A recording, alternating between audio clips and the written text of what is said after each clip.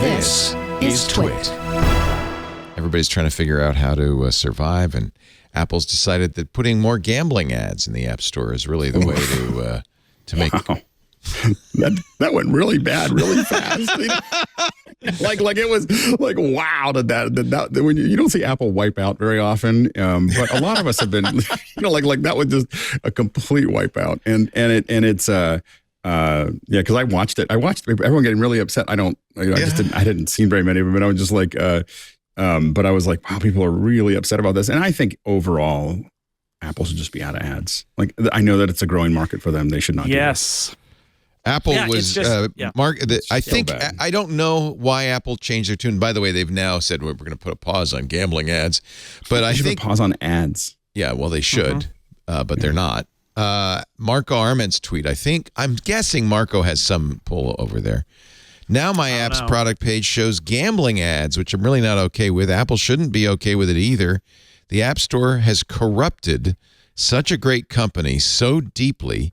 They make so much from gambling and the manipulative in-app purchases, they don't even see the problem anymore. So here's his screenshot of being featured as the app of the day, Overcast. You might also like William Hill's sports betting. Bet on football. Of course, everybody who listens to Overcast wants to bet on football and horse racing. Apple realizing this was a black mark on their escutcheon. But you would think that they would say... This was not it wasn't that they had this file of 1,000 categories that they just dumped into the ad system. It's like this was a considered act, and maybe at some point someone might have thought perhaps we should make sure that people who are looking for mental health apps and apps that help you to quit addiction to gambling do not see ads for gambling apps. No, apparently not. That's a good point too. Yeah.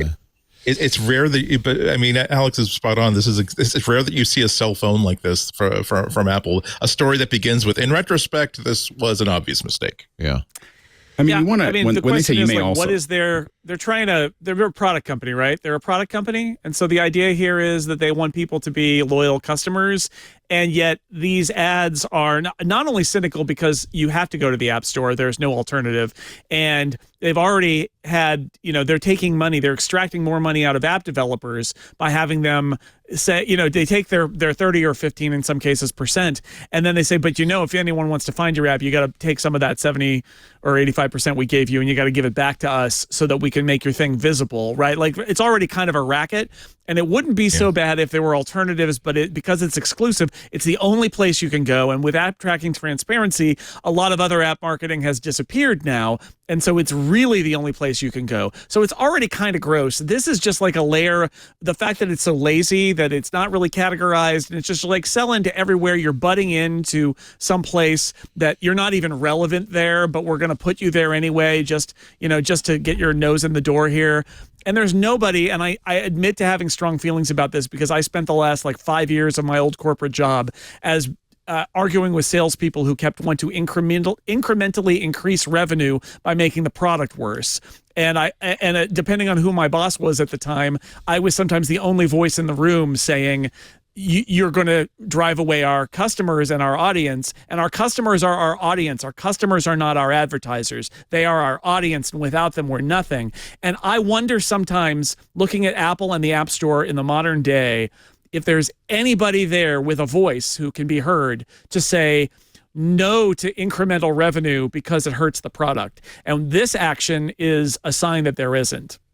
Yeah, I have always thought the worst thing about the App Store and approaching being disgusted by this is that as a consumer, I don't get to simply say, well, show me every text editor that you have. Well, no, we'll show you the top X of them. We'll show you ones that are being promoted. We'll show you ones that are being advertised. We don't care if you're willing to sit there and just scroll for 2 hours. If it's not something that Apple has in some way selected to be presented in front of you, you're just not going to find it unless you hit upon the magic keyword that will surface this thing that you didn't know you were looking for, but you're glad that you found. You're kind of out of it. It's a terrible way to treat app developers. It's a terrible way to treat customers. And it's so corrosive because it gives Apple Apple doesn't have any reason to make App Store search or other App Store algorithms better, right? Because Apple could theoretically make it so good that it's like, oh, we know about you because, of course, They can track you because it's all first party and therefore it's not gross or creepy. And we know about you, and we built an algorithm so we know what apps you're going to like. But if they do that, they kind of undercut their search business.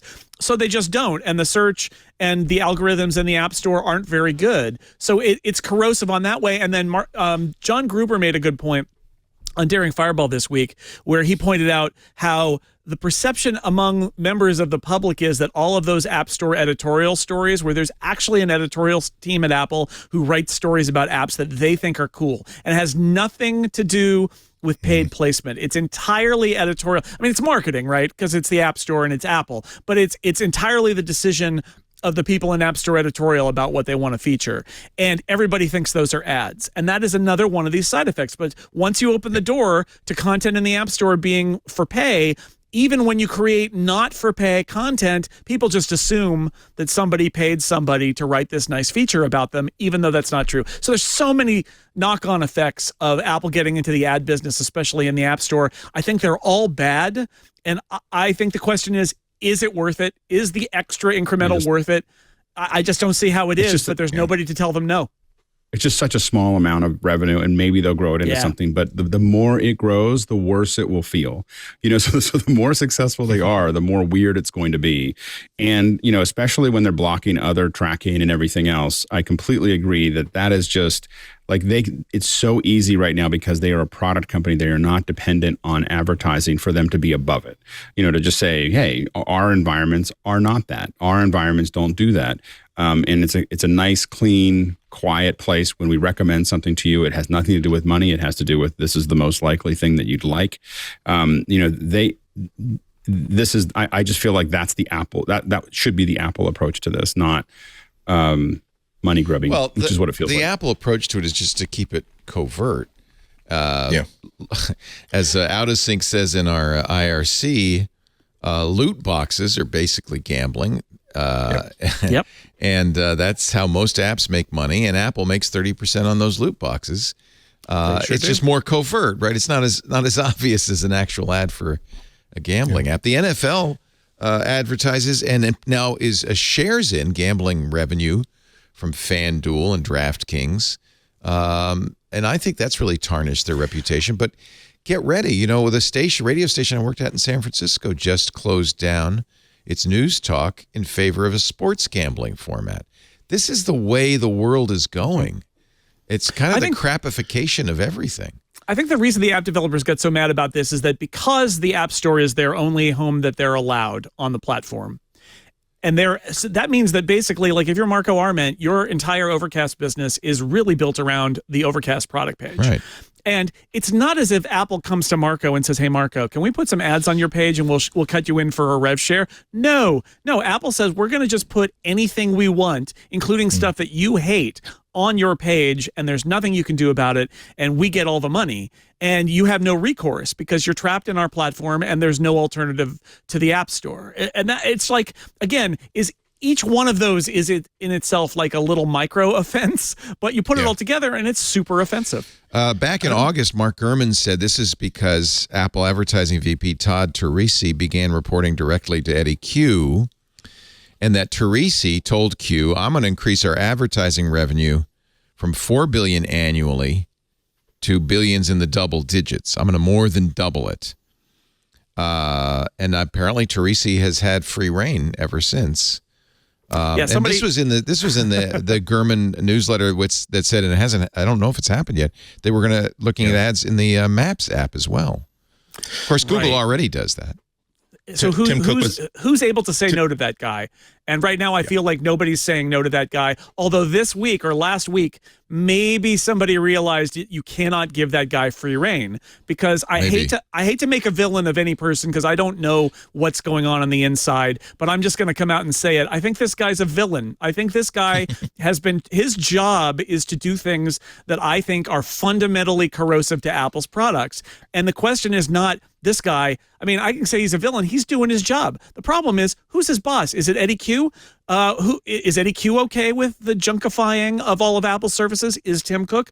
Who is there to weigh what this guy wants to do in terms of bringing in incremental, small amounts in most cases of revenue and weigh it against how much worse the product is. Yeah, but if it gets to 10 billion a year, it's not that incremental. It's not well. I mean, all right. Let's see it though. But it's incremental compared to the iPhone, right? Like this is the Apple doesn't need to do it. Is your point? Whether it's incremental or not, they don't need to do it. Yeah. But also what I find a little bit suspicious is that obviously Apple didn't talk about the ad revenue business, ad part of their business during the majority of the call. Tim was asked specifically about it during the Q&A by an analyst, and he parried the hell out of it. He said, well, privacy is a fundamental right. We're not doing anything that steps away from blah, blah, blah. And our specific advertising business is not large in relative to others and so forth. That's not me. That is actually not large. We're not Facebook. We're not Google. But we don't release the exact numbers on it. But it's clearly not large. Well, if it's a multi-billion-dollar part of your business, maybe you should. And someone asks you specifically, like asking, are there any metrics, any vectors you can talk about to give us a sense of how big those businesses are? Yeah, it's suspicious that he parried the hell out of that one. The only other one that he parried off, interestingly enough, were questions about Apple's labor relations. So make of that. Also not the best record in the world. Yeah. Interesting. Well, Apple's look at this. I've said this for a long time. Apple's a corporation. They're not your buddies. Of course. Well, they're not your friends. They have a fiduciary responsibility to the stakeholders to make profit. And I think to some degree, we've really set it up in this country that there is actually a bit of discord between companies whose incentives are to make money and customers who say, well, what about us? And a lot of times what companies do to make money does not serve the customer. But I think that's not their incentive. I think the argument is that they may whatever they make with the advertising, it may cost them more money in the long run. So even from a stockholder position, I would hope they would think that, but they don't think long term. Losing some of the shininess of the platform. Yes, just by having a shinier platform and a quieter platform will probably make them more than the advertising will. It's just an unforced error.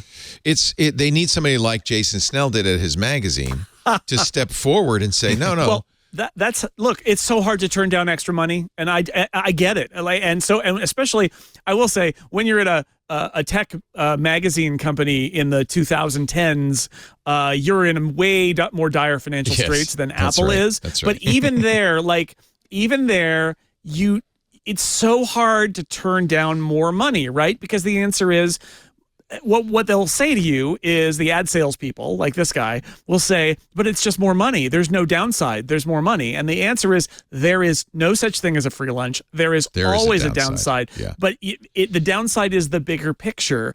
And you need someone who sees the bigger picture. And that's why, again, I can't really demonize this guy who I already called a villain, because he's doing his job. The problem is, who gave him his job? Who gave him his incentives to do his job?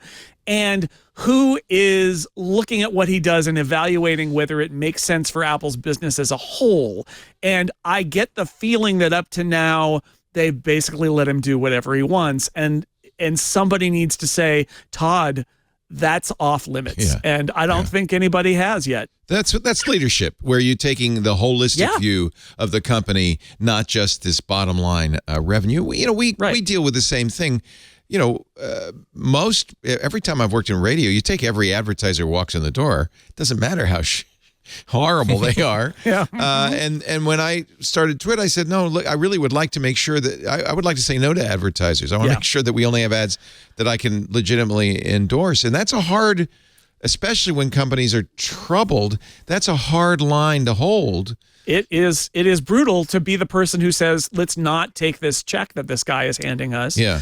But that's why you have to be adult enough to have the big picture thing, which is like, what does this do to my business if I take this check? Does it make my product worse and my customers, who are my listeners or readers or viewers or whatever, or iPhone users, less happy? Right. And does that have a knock-on effect that I need to worry about big picture? Because the salesperson is their incentive is to sell, because they get probably a commission, right? There's probably even a percentage attached to it. Their job is not to think. It's like they're like a shark. Well, not only that, somebody's cracking a whip saying sell more, sell more, sell more. So it's not their job. They're not incentivized to say wait. No, and it's the job of management to say, okay, not that one.